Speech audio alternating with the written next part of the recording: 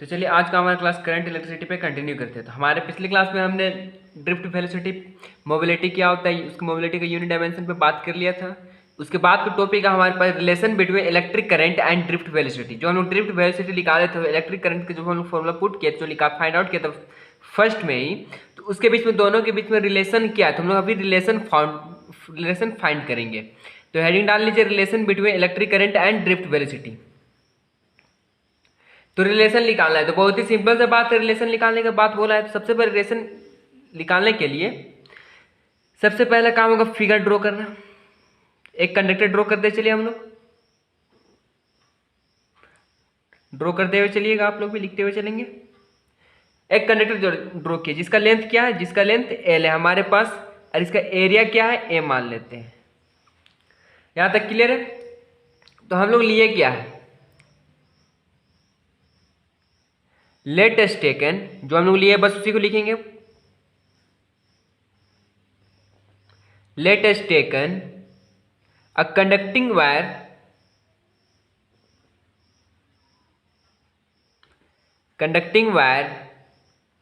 Of length L. Conducting wire का length कितना है, एल लेंथ है। Having a cross sectional area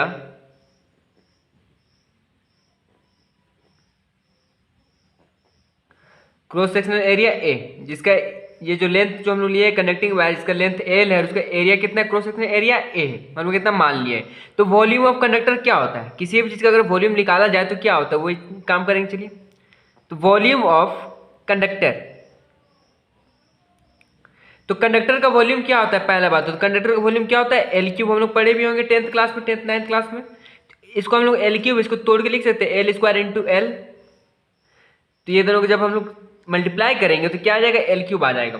दोनों का बेस सेम तो पावर ऐड, इसका पावर कितना 2 है, इसका पावर 1, तो क्या हो जाएगा एल क्यूब हो जाएगा।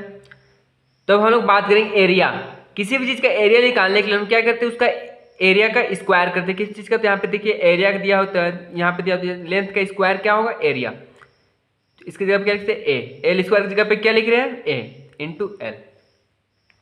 क्योंकि एरिया का फॉर्मूला क्या होता है, साइड इंटू साइड होता है, it mean length into length होगा। इसकी जगह क्या लिखेंगे एरिया ए। इतना करने के बाद in conductor if there are n electron are present,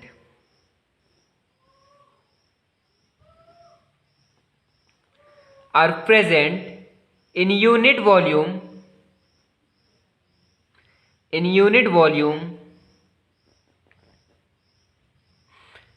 volume of conductor। तो ये जो हमारा कंडक्टर इसमें सिर्फ एक तो इलेक्ट्रॉन नहीं होगा, इसमें क्या n number of electron present है, हम लोग यहाँ पे मान रहे हैं। इफ इन कंडक्टर इफ अगर वहां पे क्या n number of electron present होगा इसमें यूनिट वॉल्यूम ऑफ कंडक्टर में प्रेजेंट होगा, तो क्या होगा, then total number of electron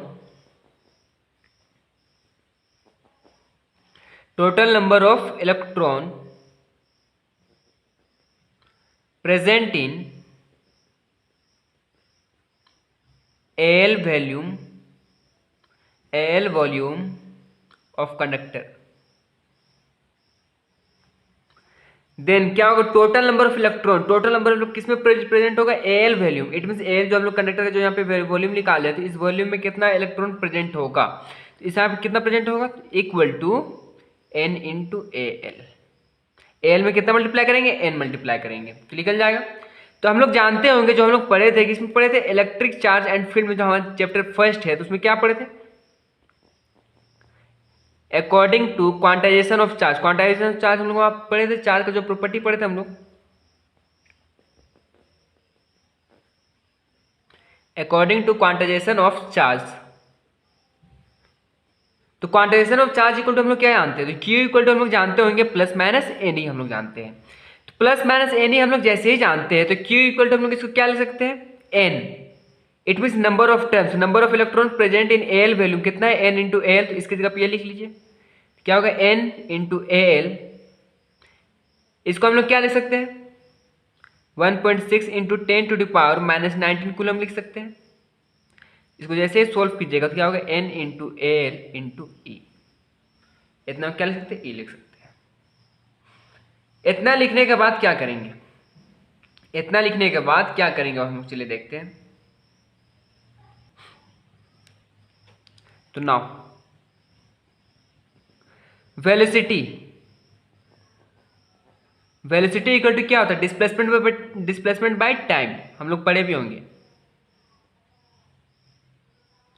displacement by time हम लोग जानते हैं।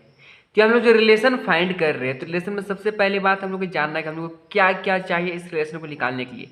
तो सबसे पहली बात यहाँ थोड़ा रफ वर्क करके आपको समझाने की कोशिश करते हैं।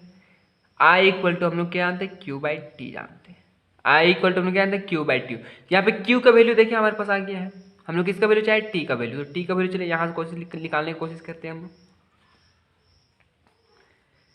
तो वेलोसिटी यहाँ पे किसका, ड्रिफ्ट वेलोसिटी का बात हो रहा है पूरा चैप्टर में। ड्रिफ्ट वेलोसिटी, डिस्प्लेसमेंट क्या होता है, एल, टाइम क्या होता है, टी। तो हम लोग को टाइम चाहिए ना, तो चलिए टाइम निकालते हैं। तो T equal to L by V D, T equal to क्या होगा, एल बाई वी डी।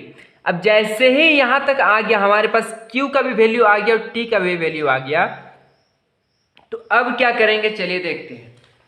अब हम लोग बात करेंगे, हम लोग क्या जानते हैं, हम लोग एक रिलेशन जानते हैं क्या, current equal to charge by time.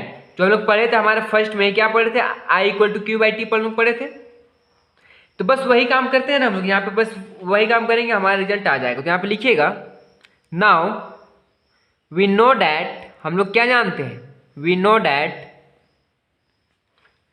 I equal to Q by T हम लोग को पता है कि I equal to Q by T पता है। तो आई इक्वल टू क्यू का वैल्यू देखिए ऊपर में आप लोग को दिख रहा होगा, N A L into E, लिख लीजिए N A L into E divided by T का वैल्यू क्या निकाले, L by V D, L by V D.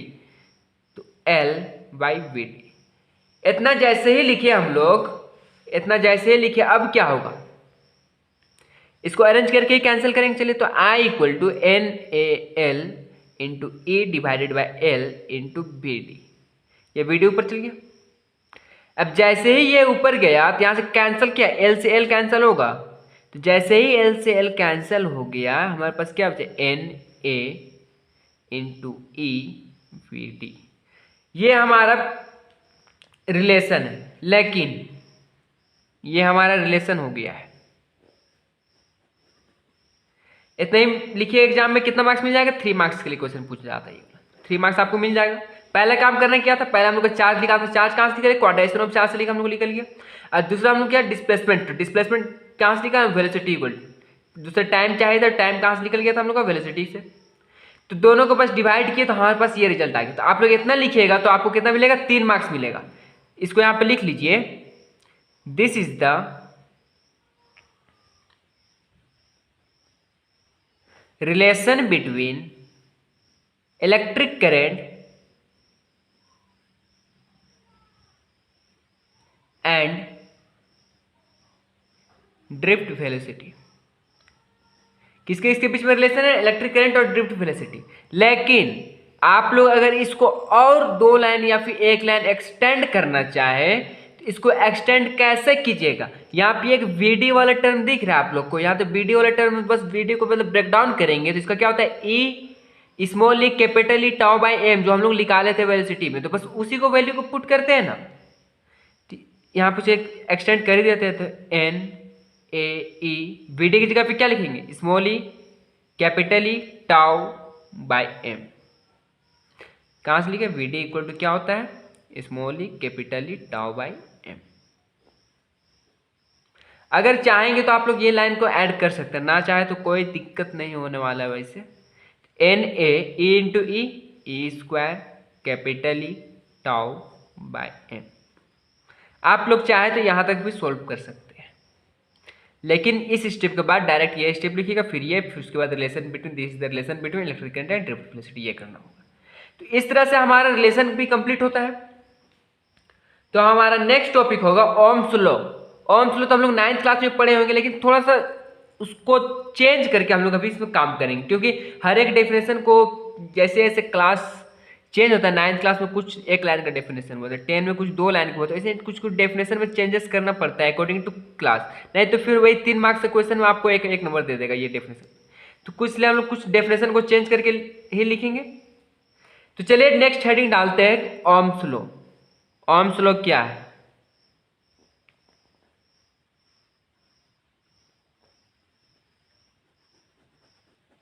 आप लोग लिखते हुए चलेंगे, कोई स्पीड नहीं पढ़ाया जा रहा, बहुत ही धीरे धीरे पढ़ाया जा रहा है, इसलिए आप लोग लिखते हुए चलेंगे।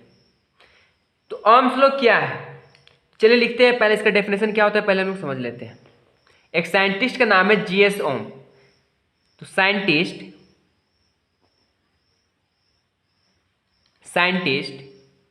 GS Ohm establish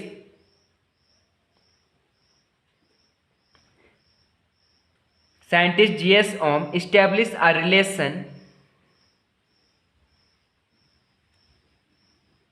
between electric current,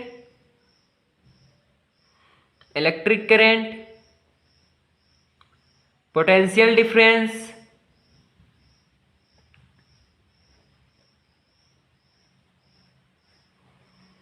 and resistance of a conductor,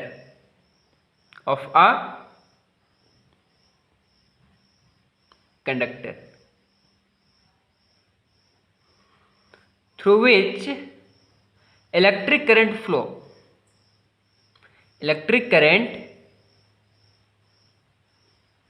flow.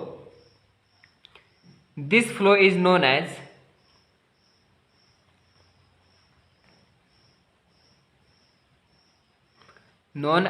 Ohm's law. तो क्या बोला है, कोई तो बड़ा काम बोला नहीं, क्या बोला देखिए ना, साइंटिस्ट जीएस ओम इस्टेब्लिश किया, एक रिलेशन बनाया जिसमें रिलेशन में क्या लिखे, current, potential difference and resistance. Relation किसके बीच में बनाए, करंट के बीच में, पोटेंशियल डिफरेंस के बीच में और रेजिस्टेंस के बीच में एक रिलेशन बना कर दिए, जो कि हम लोग पढ़ते होंगे। क्या पढ़ते हैं हम लोग जानते हैं V equal to I R, हम लोग जानते हैं, तो I equal to V by R. तो रिलेशन मिल गया आपको, ये इन तीनों के बीच में आपको रिलेशन दिख रहा है ना।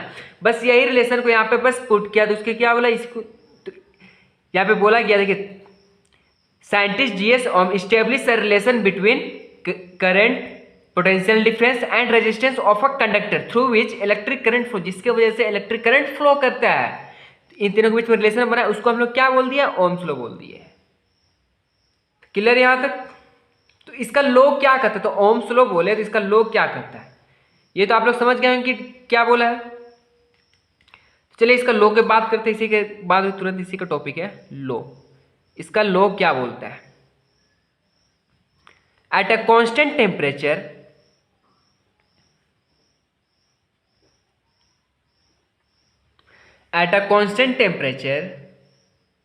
and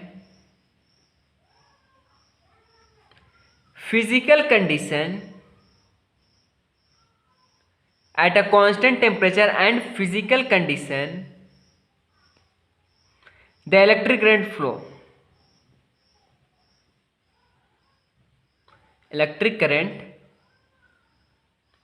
flow through a closed DC circuit.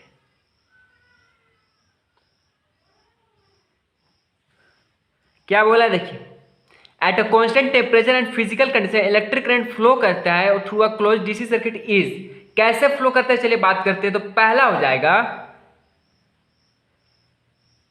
Is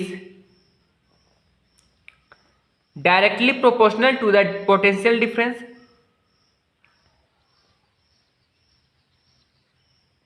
directly proportional to the potential difference between each end of the conductor.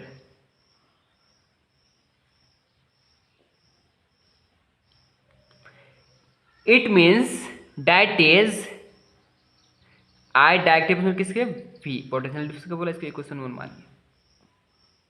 And second one is inversely proportional to the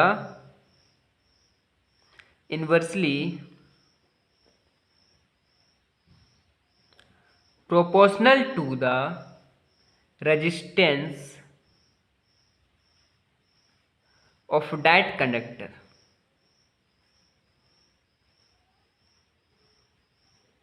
inversely proportional किसका होगा? Resistance का। जिसमें resistance लगा हुआ है वो किसके inversely proportional होगा। इट मीन्स कहने का क्या लिख लेगा, डैट मीन्स जो करंट है वो इन्वर्सली प्रोपोर्शनल किसका है? रेजिस्टेंस का। इक्वेशन 2। अब क्या करेंगे? कंबाइनिंग करेंगे इक्वेशन 1 इक्वेशन 2 को कंबाइन करते हो तो क्या लिख लेगा? I equal to V by R आ जाएगा। तो चलिए कंबाइन करते हैं। Combining equation 1 and 2। जैसे ही इक्वेशन 1 और 2 कंबाइन किए हमारे पास आया I directive V by R. Equation 1 और इक्वेशन 2 को कंबाइन किए तो ये हमारे पास I directive proportional to V by R and inversely proportional to R directive proportional to V आ गया ये हमारे पास। इट मीन्स ये जब प्रोपोर्शनलिटी का साइन हम लोग हटाएंगे तो क्या होगा? एक कांस्टेंट लेना पड़ेगा। कांस्टेंट क्या लेंगे हम लोग? के। इतना करने के बाद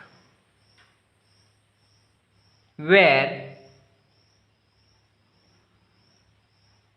के is constant of proportionality,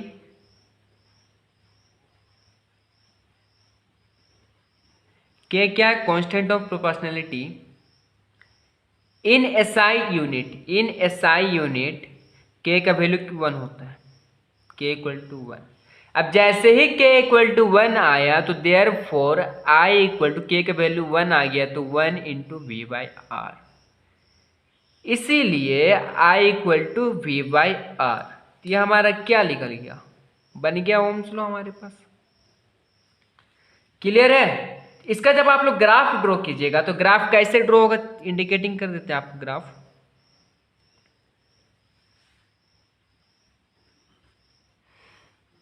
potential difference ये हमारा, यहाँ पे तो ओरिजिन है आपका, ये आपका करंट शो करेगा।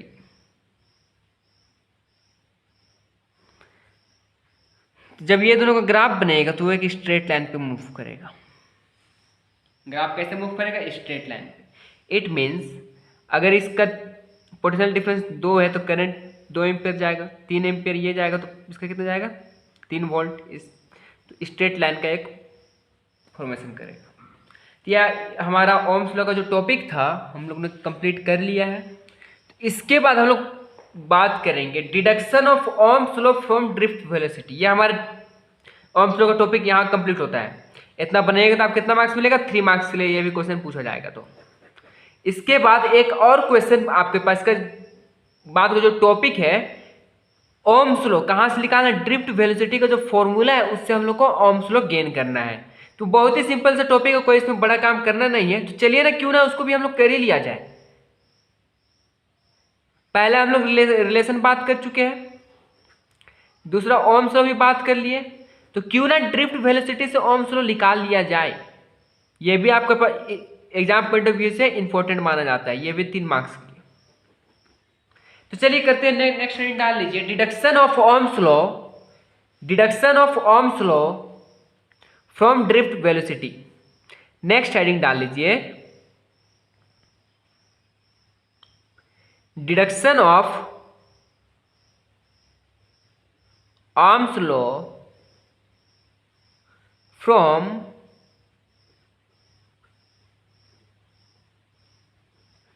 Drift velocity.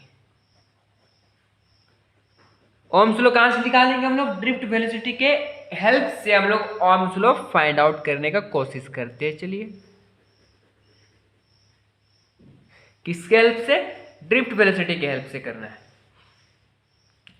तो कोई इसमें बड़ा काम हम लोग करना नहीं है। सबसे पहली बात तो एक फिगर बना लीजिए, एक कनेक्टिंग वायर बनाइए। चलिए जो हम लोग बनाए थे रिलेशन में, कनेक्टिंग वायर अंदर में क्या इलेक्ट्रॉन फ्लो करता है।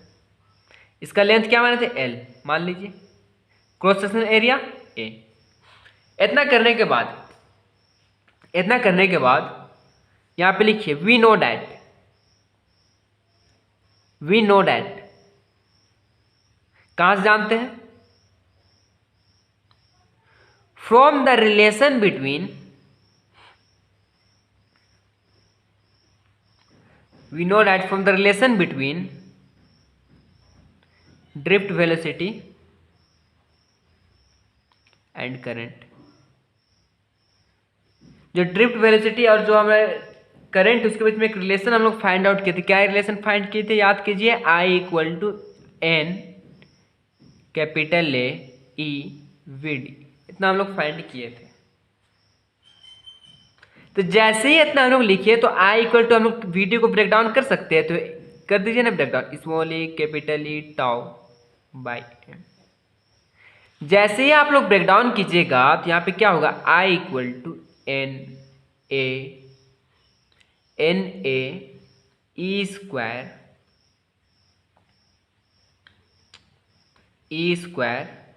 Tau by M. ये कैपिटल ई है तो कैपिटल ई को बाहर रख लीजिए ना, कैपिटल ई को बाहर कर लीजिए।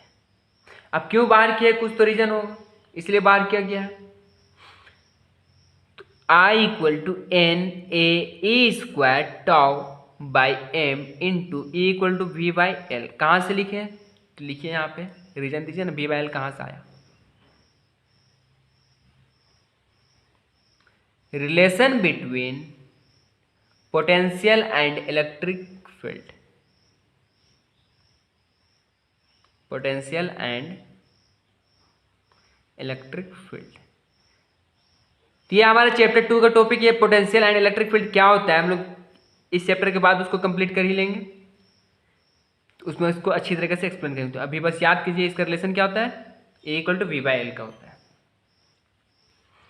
तो जैसे इसको वी बाई एल यहाँ पे हम लोग पुट किए तो इसको हम लोग क्या लिख सकते हैं? चलिए इसको तो आई इक्वल टू लिख सकते हैं, इसको आई इक्वल टू क्या लिख सकते हैं? अब देखिए N A E square tau by M L लिख सकते हैं, M L into we.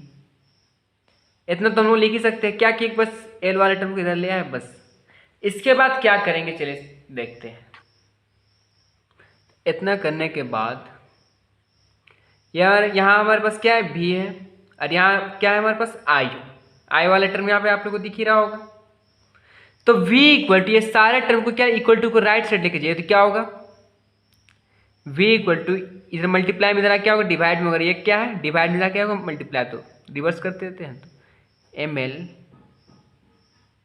N A E square tau into I. बस कुछ नहीं किया, v को इधर रहने दीजिए, ये मल्टीप्लाई में इसका इधर हो गया, डिवाइड में आ जाएगा, ये डिवाइड में इधर आके क्या होगा? मल्टीप्लाई में हो जाएगा। ये हमारे पास आ गया है। इतना लाने के बाद if M L by N A E square tau equal to R is a constant term. ये क्या है? इसको हम लोग क्या माने? आर। और आर क्या है? कांस्टेंट है। For a given value of M L A as electrical resistance.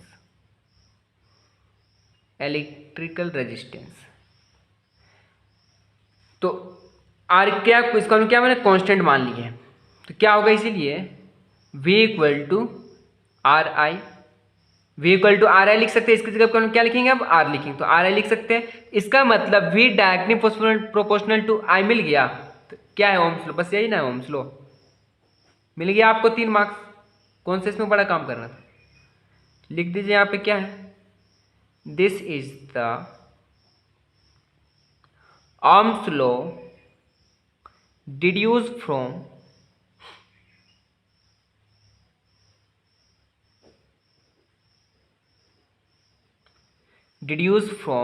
drift velocity। बस कैसे बन रहा है उसको याद रखिए। एक बार 2 बार इसको क्वेश्चन को बनाइए तो कैसे बन रहा है आप लोग को पूरा फॉर्मेट याद हो जाएगा। बस फिर आप पुट कीजिए ना एग्जाम, आपको 3 मार्क्स कहीं नहीं जाने वाले। इस क्वेश्चन को बनाए कितना मार्क्स मिलेगा? 3 मार्क्स के लिए क्वेश्चन है।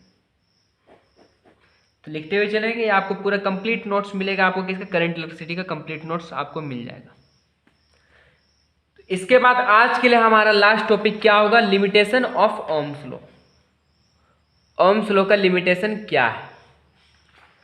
चलिए लिमिटेशन हम लोग कंप्लीट करने की कोशिश करते हैं। तो नेक्स्ट हेडिंग क्या होगा, लिमिटेशन ऑफ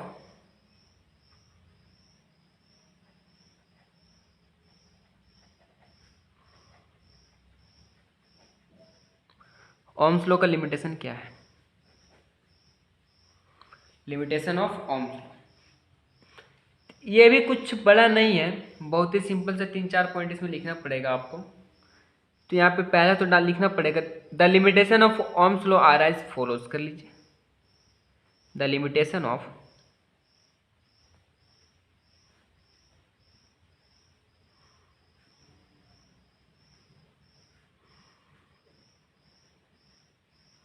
तो लिखते हुए चलेंगे, उसको पूरा क्लियर करते हुए चलेंगे। तो पहला इसका लिमिटेशन है, ओम्स लॉ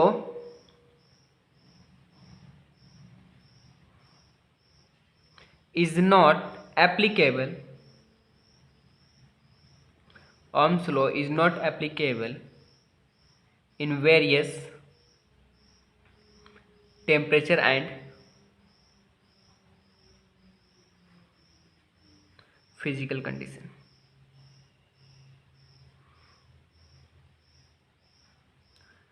तो क्या बोलता है, ओम्स लॉ हर जगह पे अप्लाई नहीं होगा। क्यों नहीं होगा, क्योंकि Ohm's law is not applicable in various temperature and physical condition. तो अलग अलग टेम्परेचर, अलग अलग फिजिकल कंडीशन में ओम्स लॉ को हम लोग अप्लाई नहीं कर सकते थे। पहला पॉइंट हो गया। तो दूसरा पॉइंट आपके पास क्या है, potential difference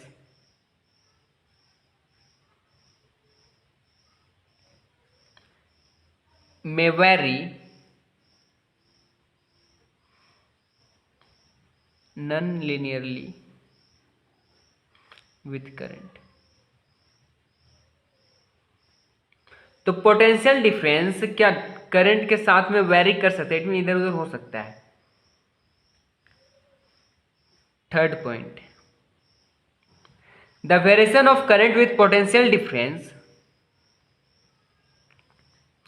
the variation of current with potential difference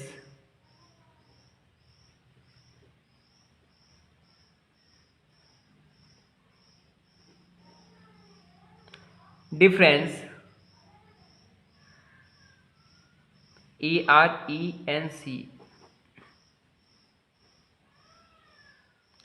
potential difference may depends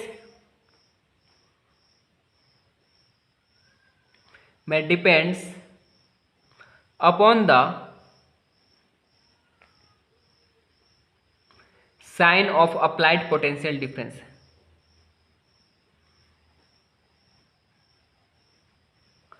sign of applied potential difference.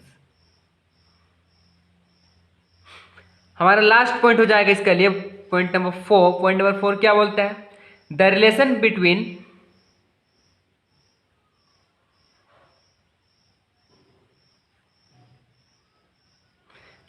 Between potential difference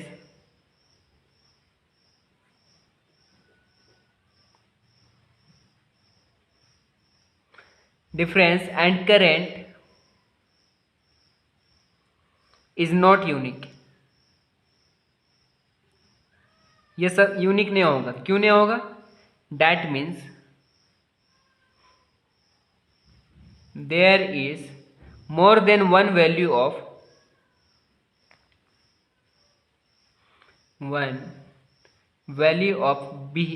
V।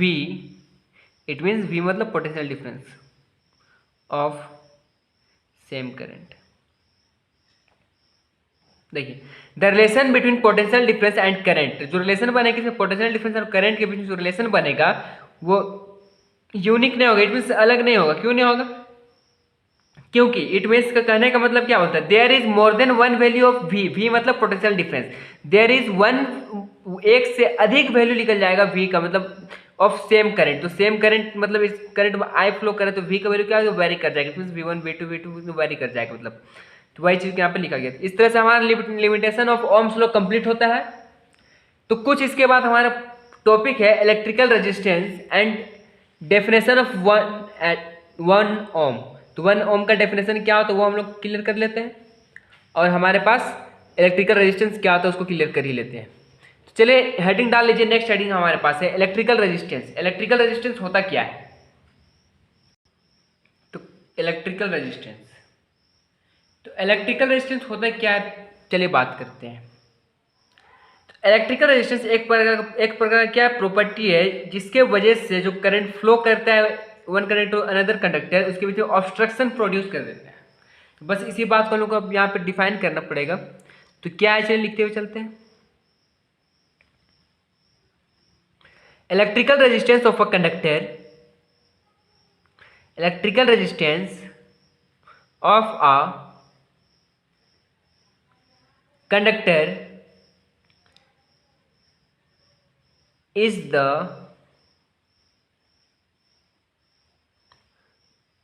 property, एक property due to which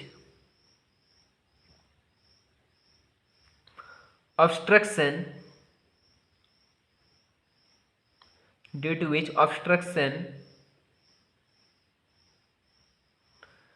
produced in the flow of current in conductor। Obstruction produce करता है किसमें, flow of current in conductor, जब current का flow करता है तब। तो लिखते हैं यहाँ पे फ्रॉम ओम्स लॉ, हम लोग ओम्स लॉ ही जानते हैं, from Ohm's law we direct to I. तो यहाँ पे कांस्टेंट टर्म लेंगे, क्या लेंगे, आर। तो आर इक्वल टू क्या होगा, वी बाई आई। बस यही है रेजिस्टेंस। तो इसीलिए यहाँ पे लिखिएगा इसके नीचे, दस electrical resistance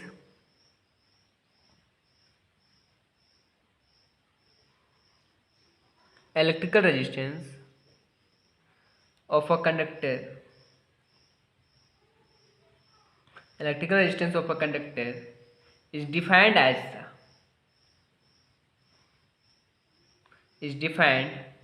as the ratio of the potential difference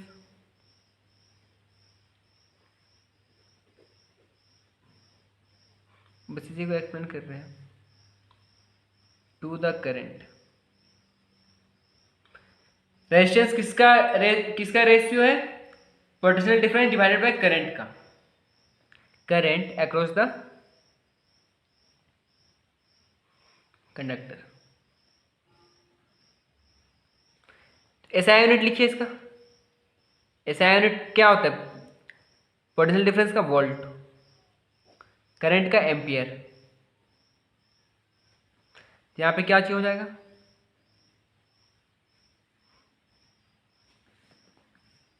SI unit equal to V, ampere का होता है ए इनवर्स हो जाएगा, या फिर ओ। यहाँ तक क्लियर है। इसके बाद यहाँ पे इसका डायमेंशन भी लिख लीजिए, यहाँ तक क्लियर है। तो इसके बाद इसका डायमेंशन क्या होता है रेजिस्टेंस का, तो यहाँ पे लिखेंगे डायमेंशन।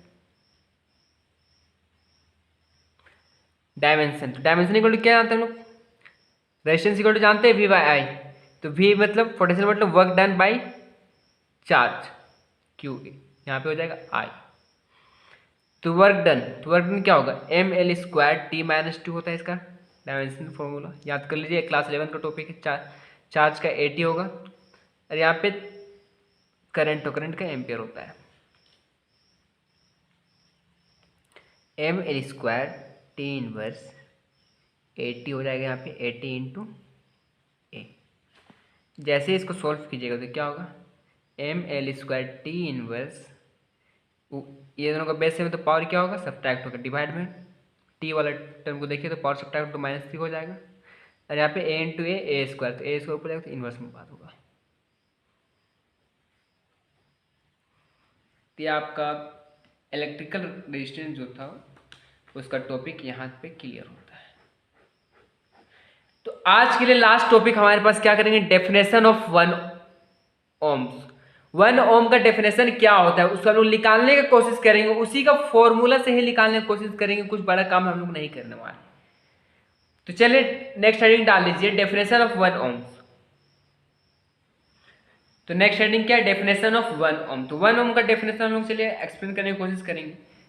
तो हम लोग जानते क्या है, वी नो डैट, हम लोग इसका फॉर्मूला से ही डेफिनेशन निकालने की कोशिश करेंगे। We know that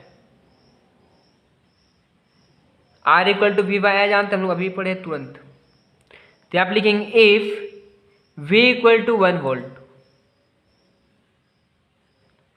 and I equal to 1 ampere,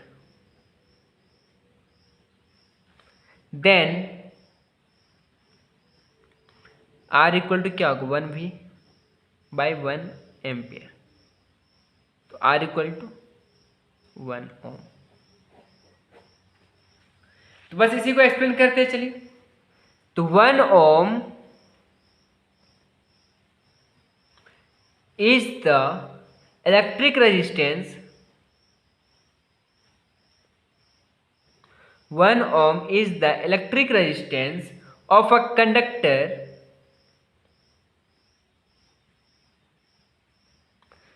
through which a current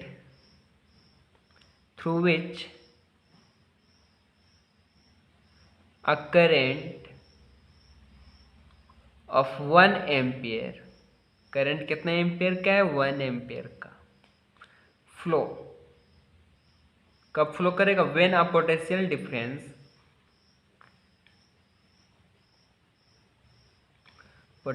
difference of 1 volt, कितना वोल्ट का, 1 volt, is applied across the end of conductor।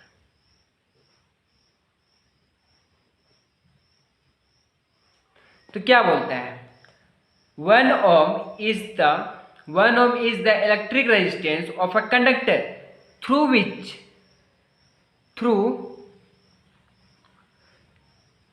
यहाँ पे क्या होगा, through which a current of 1 ampere, current कितना ampere का होगा, 1 ampere का, flow when a potential difference कितना एम्पियर का होगा, 1 वोल्ट का, is applied on a conductor end of conductor. It means इसको हम लोग रफ वर्ड से समझने की कोशिश करते हैं। यहाँ पे कंडक्टर है, मान लेते हैं इसका ये एंड यहाँ से स्टार्ट हो रहा है, यहाँ पे एंड कर रहा है, ये वाला पॉइंट पे एंड कर रहा है, ये स्टार्टिंग पॉइंट से, इनिशियल पॉइंट फाइनल पॉइंट है। तो जैसे ही इस दोनों के बीच में यहाँ पे क्या बोला है, अगर जब इसका पोटेंशियल कितना होगा, 1 वोल्ट अगर इसका पोटेंशियल होता है, उस समय इसके फ्लो करता है करंट कितना, 1 एम्पियर, देन इसको हम लोग क्या बोलेंगे, 1 ओम। तो बस इसी की बात है, छोटा सी बात है, ये आपका रेफर था। आपका यहां तक कंप्लीट क्या होता है, डेफिनेशन ऑफ 1 ओम। इसके बाद हमारे पास नेक्स्ट टॉपिक होगा कॉज ऑफ रेजिस्टेंस। रेजिस्टेंस का कॉज क्या होता है, क्या पहला टॉपिक क्या पढ़ेंगे, कॉज ऑफ रेजिस्टेंस। इसके बाद हम लोग पढ़ेंगे factor on which electrical resistance depends. It means factor on which electrical resistance depend. तो जैसे हम लोग फैक्टर पढ़ के कंप्लीट करेंगे तो उसके बाद कुछ टर्मिनोलॉजी, इट मींस कुछ फैक्ट आएगा, जैसे कि रेसिस्टिविटी क्या होता है, रेसिस्टिविटी जिसको हम डिनोट करते हैं रो से, देन कंडक्टेंस क्या होता है, ये बस छोटा छोटा बात है, इसको जानना जरूरी है, तो हम लोग जान लेंगे। फिर कंडक्टेंस के बाद क्या, कंडक्टिविटी क्या होता है, उसके बाद करंट डेंसिटी क्या होता है, करंट डेंसिटी के बाद कुछ प्रॉब्लम होगा इसके बेसिस पे, तो हम लोग प्रॉब्लम सोल्व करेंगे। उसके बाद हमारे पास इतना टॉपिक कंप्लीट करने के बाद क्या होगा, कंडक्टेंस के बाद प्रॉब्लम, यहाँ पे क्या सोल्व करेंगे, इसके बाद प्रॉब्लम। तो हमारा जब भी नेक्स्ट क्लास होगा, हमारा ये वाला पोर्शन पूरा कंप्लीट करके जाएगा। 1 2 3 4 5 टॉपिक जो है हमारा, 5 या 6 टॉपिक है, टॉपिक कंप्लीट करेगा हमारा जब भी नेक्स्ट क्लास होगा। उसके बाद क्लास में सिर्फ एक क्लास होगा जो कि आपका प्रॉब्लम सोल्व कर देगा, इसके बेसिस पे प्रॉब्लम सोल्व करेगा। देन हमारा जो नेक्स्ट टॉपिक होगा, इसके बाद का जो क्लास होगा, इट मीन्स ये पहला क्लास मान लीजिए, ये दूसरा क्लास मान लीजिए, इसके बाद का जो क्लास होगा वो आपका फिर से इसी का आगे कंटिन्यू करेगा प्रॉब्लम बेस्ड के आगे, जो कि हमारा इफेक्ट ऑफ टेम्परेचर और रेजिस्टेंस क्या होता है। रेजिस्टेंस में मतलब इफेक्ट ऑफ टेम्परेचर का क्या इफेक्ट पड़ता है, रिलैक्सेशन टाइम क्या होता है, टेम्परेचर कोफिशिएंट ऑफ रेजिस्टेंस क्या होता है, उसके बाद हम लोग कुछ कुछ इफेक्ट ऑन कंडक्टर क्या, उसके बाद हम लोग क्या पढ़ेंगे, इफेक्ट ऑफ थर्मिस्टर क्या होता है, उसके बाद पढ़ेंगे इफेक्ट ऑफ सुपर कंडक्टर क्या होता है, सबको इफेक्ट पढ़ेंगे, 3-4 इफेक्ट पढ़ेंगे। फिर उसके बाद हम लोग कुछ एप्लीकेशन ऑफ सुपर कंडक्टर करने के बाद हम लोग कार्बन रजिस्टर में टॉपिक चेंज करेंगे। इट मीन्स ये क्लास में तो ये आपका 5-6 टॉपिक हो गया, ये वाला में आपका प्रॉब्लम हो गया।